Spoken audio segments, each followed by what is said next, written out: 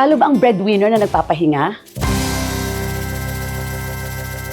Para to sa lahat ng mga breadwinners, the ones who pay the bills, the tuition, and the hospital fund. I know it's heavy, hindi talaga madali yan. You feel that you cannot afford to fail or even take a sick leave. Pero tandaan mo, you are the foundation of your family. At kapag ang foundation ang nag-crack, babagsak ang buong bahay. So self-care isn't being selfish, it's being responsible. Kaya kahit na 15 minutes of quiet time, solo coffee date, o kaya mag-malling ka, naku, gawin mo yan. Yung alam mong makakapagbigay sa'yo ng hinga o makakapag-recharge ka. Hindi mo naman kasi kailangan buhatin ang buong mundong mag-isa. Give yourself permission to be off duty minsan.